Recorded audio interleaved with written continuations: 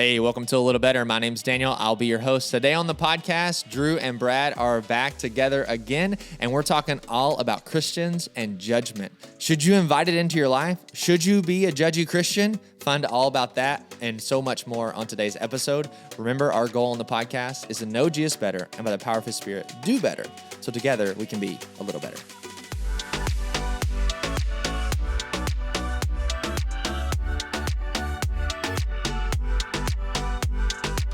Hey, welcome to A Little Better. We're excited to jump in. I think this is week 8 of Sermon, Week 8. Sermon on the Mount, Summer on the Mount. We count them off every week online. It's like 8, 1, 2, Stay tuned for week 9. Glad Brad's here, so he keeps us 3 more on weeks. track. Yeah.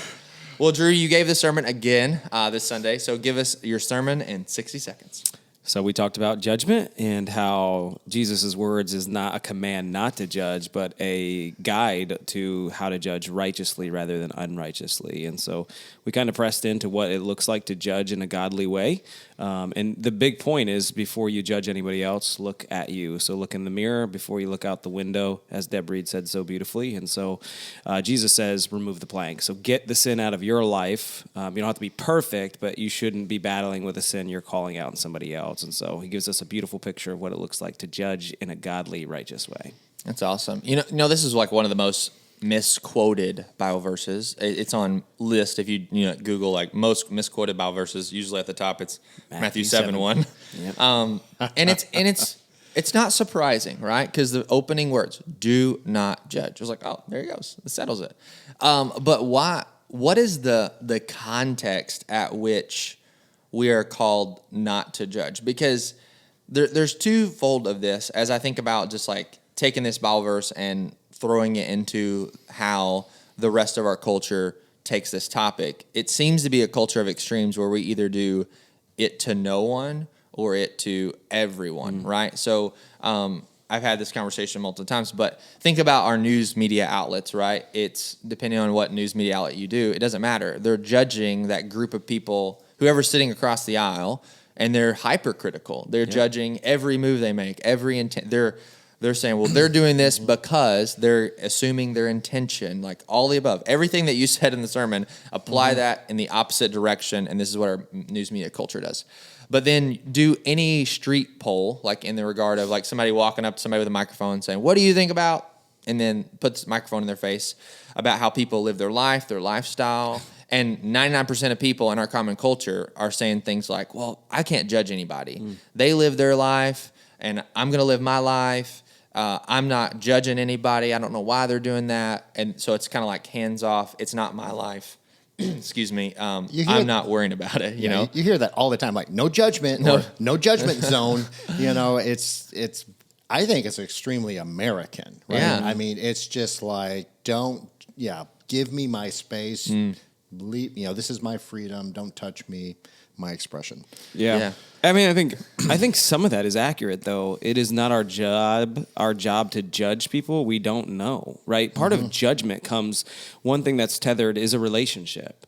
A relationship with someone, it almost opens the door for judgment, healthy judgment, right? But when I don't know somebody and I see what they do, who am I to judge them, right? The whole point of what Jesus is talking here is in a context of believer to believer, relationship to relationship. And so judgment comes, I think, at a level of depth of relationship. When I call out your sin. So judgment, right, is not just random. It's this idea of I'm seeing something in you that isn't accurate, isn't good, when it comes to following God, and I'm calling that out in you.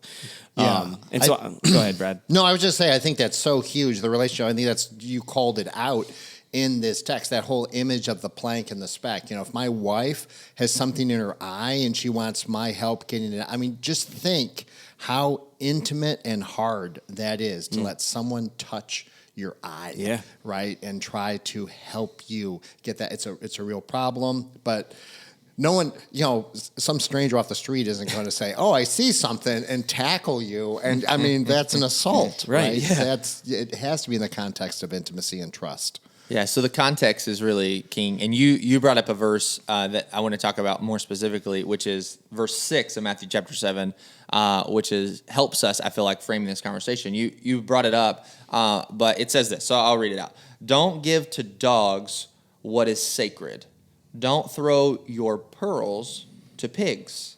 If you do, they may trample them under their feet and turn and tear you to pieces. I think it's a beautiful picture of judgment in our culture today, right? Yeah. This is what Christians have done, is we have thrown something sacred, unsolicited to the world, and guess what they've done? They've taken it and they've trampled it and run with it, right? And that's not on the world, that's on us. Yeah. That's on Christians. And I actually love this verse. I think Jesus paints a really cool picture of how we've lived in a judgmental way and the result of it. So how do you nuance a little bit the tension between like sharing our faith and not being judgmental in this way, the way this is framing this? Because I love what Eugene Peterson frames this in the message. This verse, it says, don't be flippant with the sacred, right? Don't just be just throwing it out there and being almost careless with it in some regards. So how do we nuance with having maybe it's a relationship, or maybe that's one context relationship with somebody who's not a follower of Christ, or even somebody that we don't really have a great relationship with, but that conversation comes up around a lifestyle or choices that aren't godly and biblical, and they're asking, or they're kind of like in this, and you're like, do I say something because I'm a Christian? Then they're gonna be judgmental towards, like, how do we do this? How do we navigate these waters of uncertainty? Well, I think it's based off relationship first and foremost, right? How I talk to a lost person and how I talk to a believer should be different in my mind, right? There's the Holy Spirit there. I think how I talk to my wife and how I talk to someone I don't know that well, how I share my faith, I think those are all different things. I think when it comes to judgment, I don't think Jesus is talking about sharing your faith here. I don't think he's tackling that issue. Yes, when we share our faith, are we making some judgment calls? For sure. But I think this is a different context, right? Jesus is talking about calling out sin or sawdust in somebody's eye. So something that's very difficult. And I think they're different, right? I'm not sure, but I think again, we're nuancing things that I think Jesus isn't tackling here. You know what I mean? Yeah, because but people I feel like they take it there, right? Yeah. They talk about making a judgment call and judging, because to judge is to be critical of someone. Yep. That's literally what it means. And so when we think of like, oh, I'm making a judgment call, you're just making, is this the right decision or wrong decision to make? But that's not exactly how Jesus is using the term do not judge. He's like, don't be critical of someone who hasn't asked for it, right? And so in that regard of don't be sacred, don't give to dogs what is sacred, in that verse in verse 6. Well, and he even says, right, when you judge, just judge people the way you're going to want to be judged. Ultimately, he says that same standard that you use. And I think that's a really powerful reminder. Before I go to be like, yo, Brad, hey, you sinful, detestable person, right? Like, wait, if I do that to you, that means it's going to come back to me. And so I think we judge people how we would want somebody how I would want to be approached if someone's calling out sin in my life, or if someone's judging me, like with the most grace and truth that you can have. Right. What would you say to the person who maybe has been a little too discipled by our culture of do not judge anyone, period, and who is a believer and thinking, you know what, Drew, I read that verse, do not judge, and or you will be judged, and like, I don't want to be judged, so I'm not going to judge. Even Christians, like, I'm just like, you keep your sin to you, I'll keep my sin to me, and we'll just be happy and love Jesus, right? I mean, on autopilot, that's where I go. I know. I'm a conflict avoider. Calling people out, it's so hard for me. I get nauseous. I hate it. I would rather live and let live. That's wrong. But I don't agree. In the sense, I don't agree with people who say, well, I just don't judge people. You do. You just don't say it out loud. Well, that's true. So you are judging people. Like, I don't think there's anybody out there that isn't making judgment calls about people. the difference is we say not judging is just keeping it to ourselves. Well, Ooh, no, wrong. You are judging, and you're just. It's in my mind. It's worse to keep that judgment in your head and think something about somebody and not even let them know it. You know? we do say it, but we say it to other people. Yes, we don't exactly. say it to them. Gossip, That's yeah. that rule that I always have to keep in my head: is that anything I say out loud, am I saying anything? I'm not willing to say it to their face. Yes. So, and then I'll just be quiet. Maybe and there's too also quiet. things, Brad, that you shouldn't say out loud, right? Sure. Sometimes you just say, "Oh, I just judged that person. God forgive me." I don't need to go and run and tell them either. You know, and again, this is a very nuanced thing. It's knowing the right spots to have the conversation. It's knowing when you're guilty of sin and just working that out with God. It's very difficult. But I think people who say, "Oh, I live in a world where I don't judge anybody." I'm not sure anybody lives in that world, right? No. I think you are judging people. It's just a matter of if you're doing it and you're holding that judgment and no one else knows about it.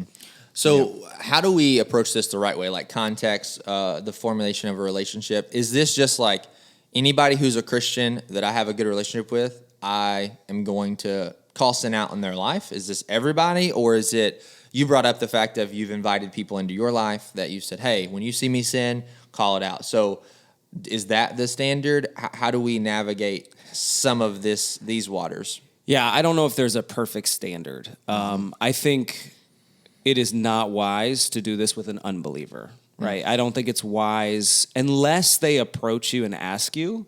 I don't think it's wise to call out unbelievers' sin when they don't even have the standard you have. Yeah, that's huge. I think in relationship with believers, I think it can be very sensitive. I think with people you have a relationship with, you should be doing this, right? We should be in healthy relationships. We should be saying, "Hey, I see you going down a path that doesn't honor God. I want you to do that, love." Now, with people you don't have a relationship, I do think there is some responsibility, believer to believer, to do this, even with people you don't have relationships with, where you see them maybe walking down a path.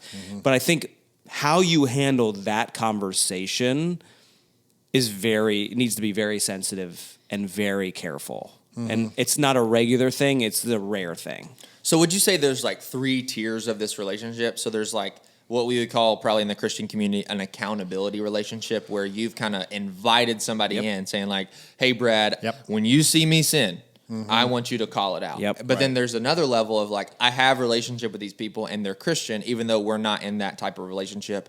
And when I see them like glaringly headed off the cliff without a guardrail, I need to approach them probably in a private conversation, and like help them, like, hey, what are you doing? How can I help? Kind of thing. And based on, if you use a later passage in Matthew 18, of you do it with somebody else, probably it's a better way to do that.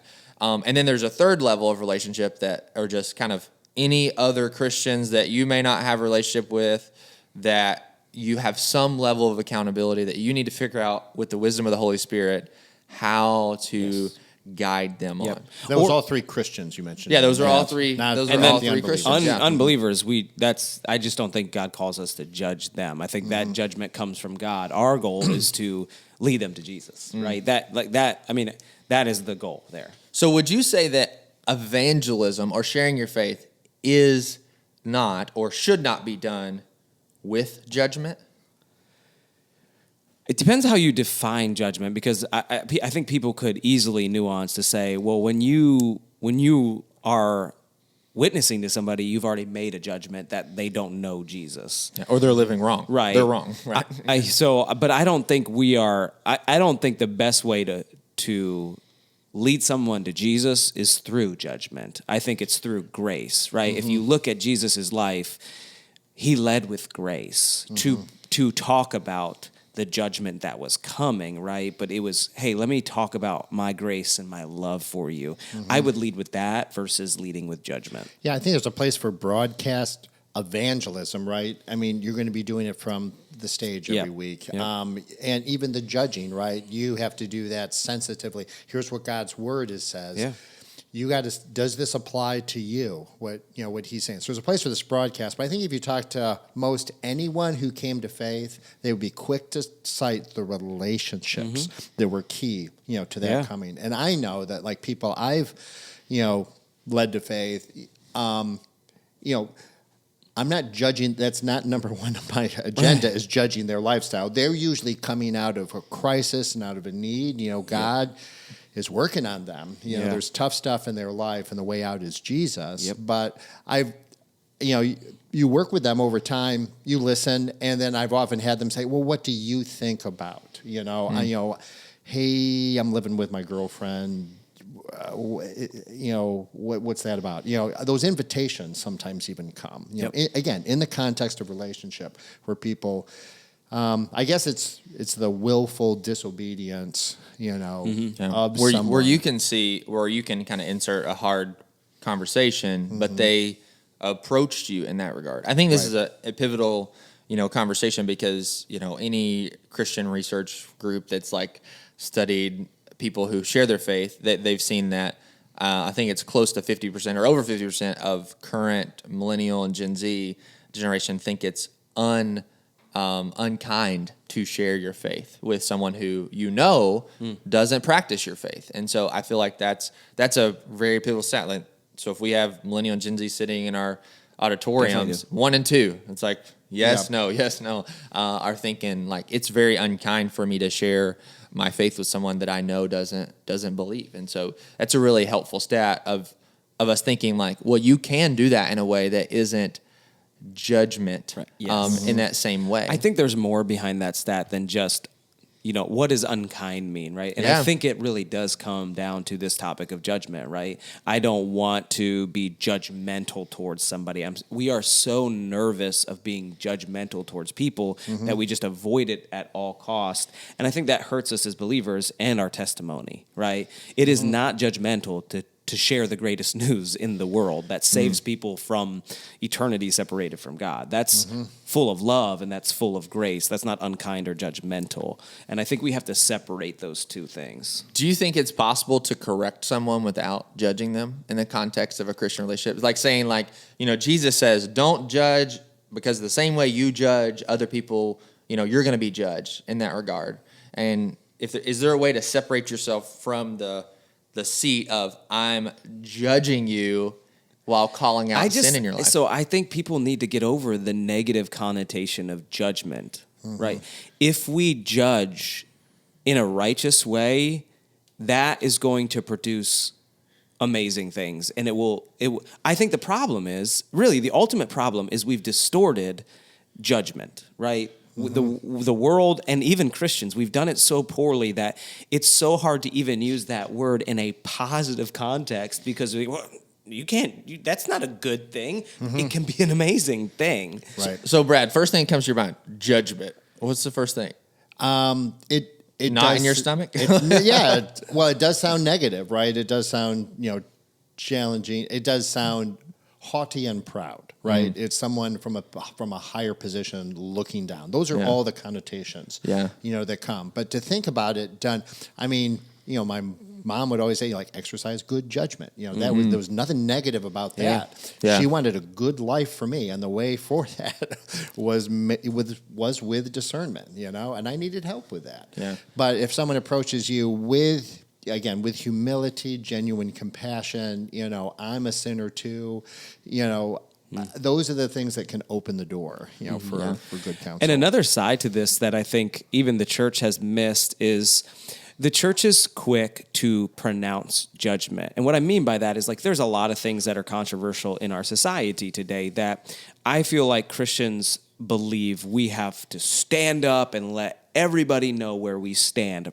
pronounce judgment, right? Okay, against abortion, against these things. And we all agree that they are wrong, but sometimes our pronouncement of judgment against the world keeps us from actually reaching the world because they know we are so much better than them because we've let them know we would never do a thing like that. And it keeps people who actually the Spirit is working on softening their heart, but that judgment is a huge wall that separates Christians from the very people we're trying to reach. I fear that incredibly. I remember I was sharing the gospel, and again, it was a relationship where he started asking me questions and got to share the gospel with him. But he said, I have a question. And it's like, I know all these Christians and they're so happy and I don't know why. And I thought that was the most wonderful question. The question I feared was, I know all these Christians, they're so angry and I don't know why. Yes.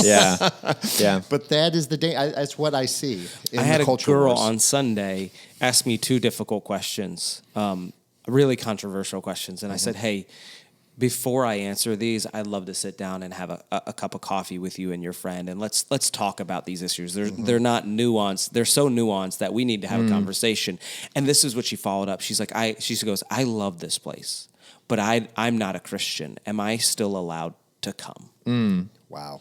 And I was like, I feel like that is what we have created through even good intentions. I don't think Christians out there have bad intentions. I just think we have to be very careful. That's what Jesus says. Be careful how you use your judgment because it can be a sacred, awesome thing, or it can lead people far away from God. Yeah.